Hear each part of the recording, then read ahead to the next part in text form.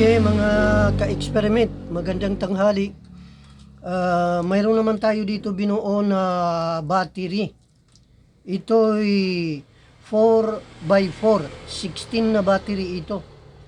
Bali 4S 4P, 12 volts, 24 ampere hour. Medyo mataatas ng konti ito. Kasi yung last na ginawa natin ay 12 volts, 18 ampere hour. Yeah, ito medyo mataas ng konti. Okay. Bali, yung battery natin dito ay 4x4 siya. Ibig sabihin, 4 times 4 is 16. 16 lahat ng battery natin dito. Bali, dito tayo nagparallel. Yan. Yan. Ito yung dito tayo nagparallel siya. Bali, yung mga battery natin, ito yung negative dito. Ibig sabihin, main negative, then main positive dito. Yan. Bali, yung pag-series dito, ay dito sa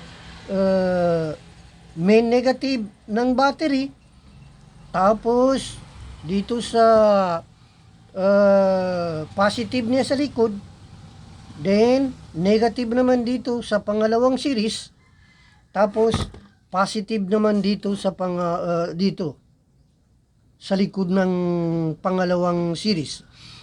Pangatlong series natin ay dito. Negative na ito kasi ito positive then negative. Yan, dito tayo sa pangatlong series natin.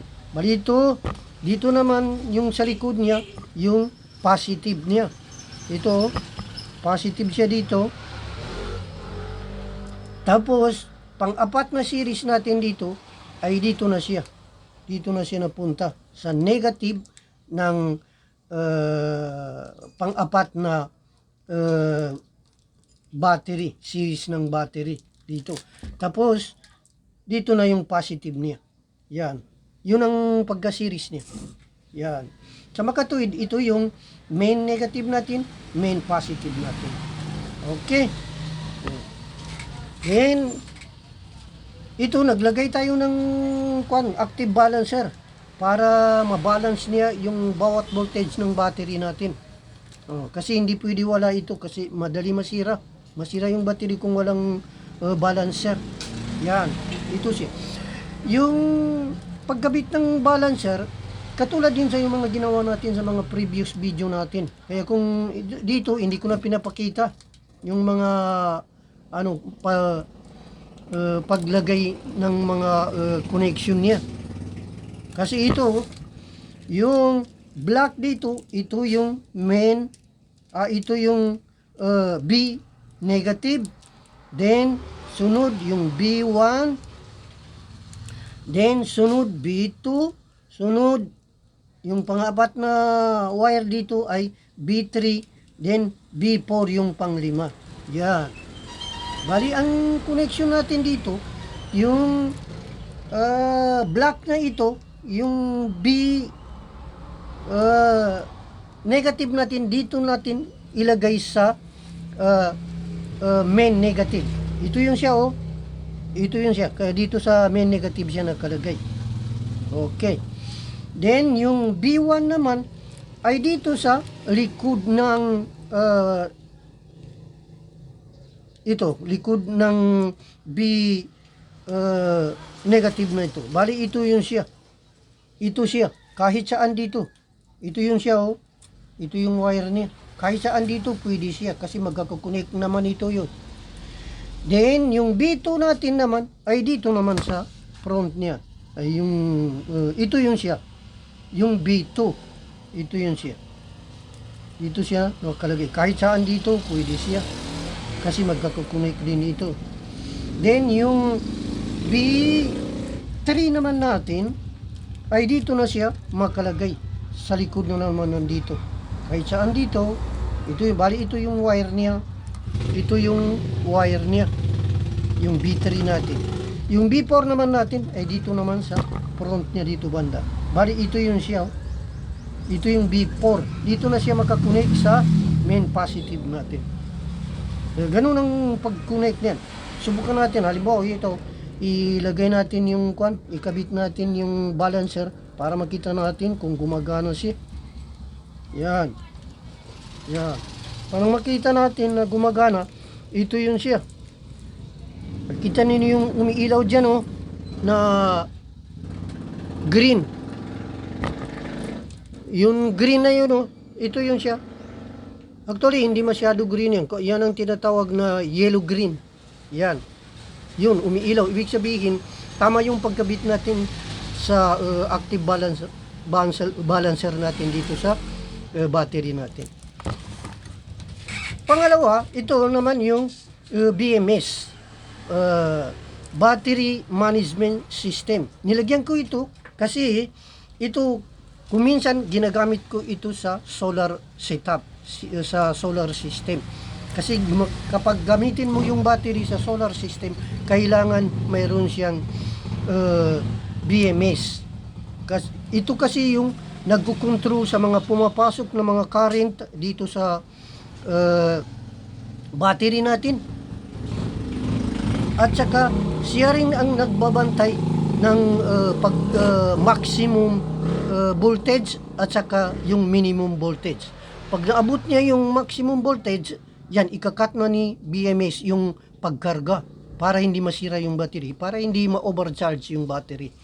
Tapos kung ito malolobat ito, halimbawa gamitin mo tapos malolobat, pag ang voltage niya ay bababa sa 10 volts, ayun, ikakat na naman ni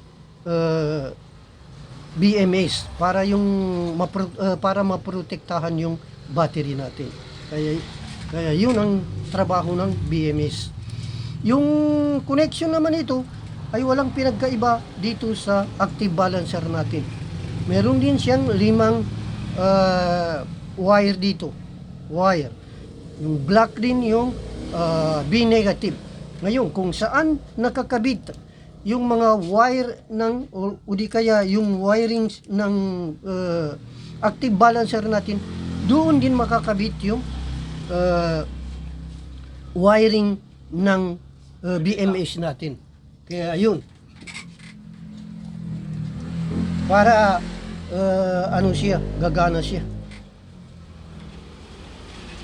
Okay mga ka-experiment, ituloy natin yung kuha natin kasi may kuha dito kanina eh. Kaya pinost ko muna. Kaya ituloy natin ngayon. Ngayon, i-check natin yung nakuha natin o kaya yung resulta ng binuo natin ng battery. Yung voltage niya, ito, pwede natin dito sa, ito yung ano, dito yung positive, main positive ng battery natin, actual dito yun. Dito na, pwede rin dito, sa ito, nilagyan ko ng kwan dito, wire, para at mayroon akong gagamitin dito. Pag i-check natin ito, ayan o, yan, 12.97. Yan. Dito sa kuha natin dito yung extension na ginawa natin 12.97 din. Tapos dito sa i-check natin yung BMS natin. Dito yung main negative natin dito, yung B negative. Tapos yung itong isang parallel na ito, dito natin siya ilagay yung kwan dito sa B1, yung ano test natin. Yan. Ang makikita natin dito, yan 3.24 siya. Tapos pag dito ilagay natin naman yung positive na dito sa tester natin, dito sa B2 magdagdag siya. Tingnan mo, 648 na siya. Parang na times yung kwan. Yan. Yan siya. 6.48 na siya. Tapos ilagay naman natin dito sa B3, magiging 9.72 na siya.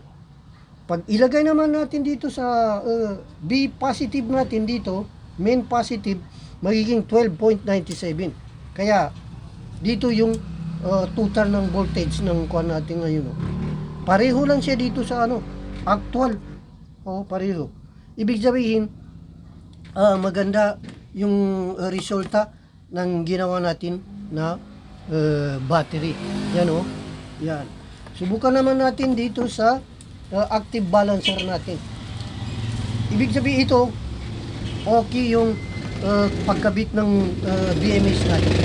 Dito naman sa kuha natin, yung active balancer natin, yung negative ng tester natin, ilagay natin sa B negative. Ito yung B negative, yung dito yung black. Tapos, yung positive naman, dito natin ilagay sa B1. Yan, 3.24 siya. Ibig sabihin, itong battery yon, itong parallel na ito. Pag ilagay natin sa dito sa pangatlo, dito, magiging 6.48. Ibig sabihin yan ang total ng voltage na itong dalawa na ito. Total. Nagsama na yung dalawa na yan, kaya na times 2 yung kuha voltage. Pag ilagay naman natin sa dito sa B3, magiging 9.7. Ibig sabihin, nagsasama ito sa voltage, yung itong battery at saka ito ito pangatlo. Tapos ito na yung B positive natin, yung B negative. Tingnan, 12.97 siya. Ibig sabihin, maganda yung connection ng active balancer natin. Pare-pareho yung total niya dito, pareho rin ang total niya dito. O nag-negative kasi nagkapalit yung kwan. Pareho yung total niya dito. O 29.97. Yung total niya sa balancer naman, ganun din. 12.97. Pag dito sa actual naman, yan. Ay, nagkapalit na naman. Yan, ganyan. 12.97 din. Pag dito naman, pareho lang yan kasi dito sa main ano yan, positive ang kuha natin. Dito sa main positive at saka main negative. Kaya napakaganda ng resulta ng ginawa natin na battery. Kaya kung nilagyan ito ng BMS, kasi ito kuminsan gi-charge ko ito sa solar. Kapag gamitin mo yung battery sa solar system, i-charge mo siya sa system ng solar, o kaya solar system, kailangan talaga may BMS para may mag-control sa mga pumapasok na current at saka overcharge at saka undercharge niya. Makukontrol niya yan. Ito naman, gumamit ako dito, inalagyan ko ng extension dito kasi ito, kuminsan itong battery na ito, ginagamit ko ito sa computer. Kaya dito ko kinakabit yung yung inverter para magamit yung computer. Ito. Pero kailangan sa araw lang, pag may araw, kasi pwede mo ito i-charge ito dito habang gagamitin mo ito sa computer. May inverter dito, pwede mo na lagyan ng charger dito para hindi siya malolobat. Halimbawa, kung hindi mo lagyan ng dito, charger, solar charge control, solar panel, masisira yung madali malobat yung battery kasi ito yung computer medyo malakas din ang kuan niya ng konti. Voltage na kinukonsume yan o kaya yung power na kinukonsume yan. Yan. Kaya ito ang purpose ko dito. Kaya mga ka-experiment, kung nagustuhan niyo yung kuan natin, video natin, paki-like na lang at saka paki-subscribe na lang para gaganahan tayo. Hanggang dito na lang mga ka-experiment. Magandang hapon.